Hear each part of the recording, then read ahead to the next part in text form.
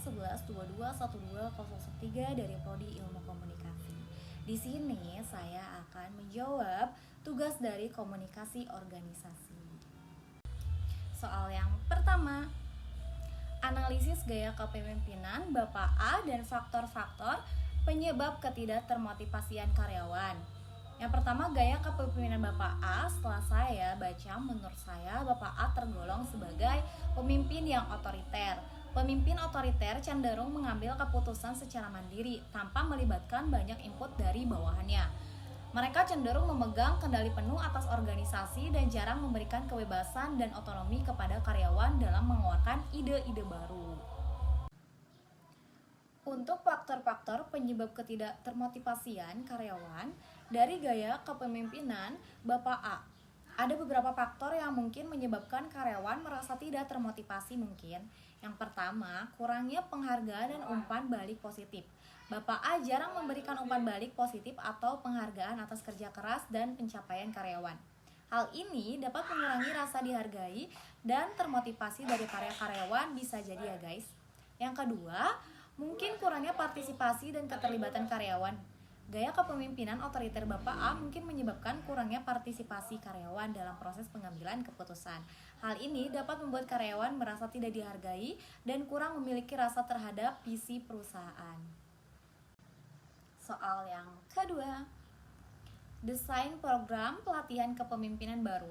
Program pelatihan kepemimpinan baru harus dirancang untuk membantu Bapak A mengubah gaya kepemimpinannya menjadi lebih modern ya, dan berfokus pada prinsip-prinsip yang memotivasi dan menginspirasi karyawan. Ada beberapa poin nih yang saya akan tambahkan dimasukkan dalam program pelatihan ini. Yang pertama, prinsip kepemimpinan transformasional. Pelatihan harus mencakup konsep kepemimpinan transformasional yang menekankan pada penguatan, memperdayakan, dan menginspirasi karyawan untuk mencapai tujuan bersama. Pemimpin diharapkan dapat menjadi contoh yang baik dan membina hubungan yang positif dengan karyawan. Untuk poin yang kedua, yaitu meningkatkan keterampilan empati dan komunikasi. Pelatihan juga harus berfokus pada pengembangan keterampilan empati Bapak A dan kemampuannya dalam mendengarkan dan berkomunikasi dengan karyawan dengan baik ya.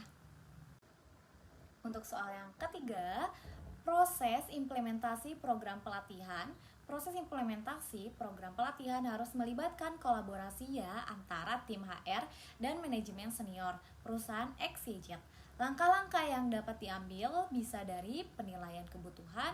Tim HR harus melakukan evaluasi lanjutan untuk mengidentifikasi kebutuhan dan harapan karyawan terhadap perubahan kepemimpinan. Data dari survei internal sebelumnya juga dapat digunakan untuk memahami area-area yang perlu diperbaiki.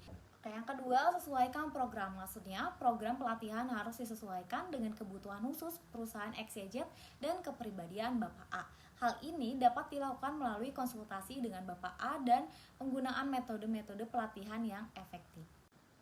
Yang ketiga, komitmen manajemen senior. Maksudnya, manajemen senior harus mendukung program pelatihan ini dan memberikan contoh yang baik dengan menghadiri dan mendukung pelatihan. Ini akan memberikan sinyal bahwa perusahaan serius dalam mengimplementasikan perubahan kepemimpinan. Yang terakhir itu sesi pelatihan ya, sesi pelatihan dan bimbingan lanjutan. Maksudnya itu program pelatihan dapat disampaikan dalam bentuk workshop, seminar, atau pelatihan 1-1. Setelah pelatihan, Bapak A dapat memperoleh dukungan tambahan dari mentor atau coach yang dapat membantu dalam mengubah gaya kepemimpinannya secara berkelanjutan. Soal yang keempat, tentang evaluasi efektivitas program pelatihan. Setelah program pelatihan selesai diimplementasikan, langkah-langkah evaluasi dapat diambil untuk mengukur efektivitasnya. Seperti yang pertama itu survei pasca pelatihan. Tim HR dapat melakukan survei pasca pelatihan kepada karyawan untuk mendapatkan umpan balik tentang perubahan yang mereka rasakan setelah program pelatihan. Yang kedua, pengukuran kinerja. Evaluasi kinerja karyawan dapat digunakan untuk melihat apakah ada perbaikan dalam produktivitas dan kualitas kerja setelah implementasi program pelatihan. Yang ketiga itu wawancara dan observasi ya. Manajemen senior dan tim HR dapat melakukan wawancara dan observasi terhadap terhadap Bapak A dan karyawan untuk mendapatkan pandangan langsung tentang perubahan perilaku dan dinamika tim ya. Yang terakhir mungkin pemantauan jangka panjang. Evaluasi tidak harus berhenti di tahap awal. Program pelatihan harus dipantau secara berkala untuk memastikan perubahan positif dalam kepemimpinan Bapak A berlanjut dalam jangka panjang. Ya, dengan merancang program pelatihan yang tepat dan melibatkan tim HR serta manajemen senior dalam proses implementasi dan evaluasi seperti itu. Baik, mungkin segitu saja jawaban dari saya. Terima kasih. Wassalamualaikum warahmatullahi wabarakatuh.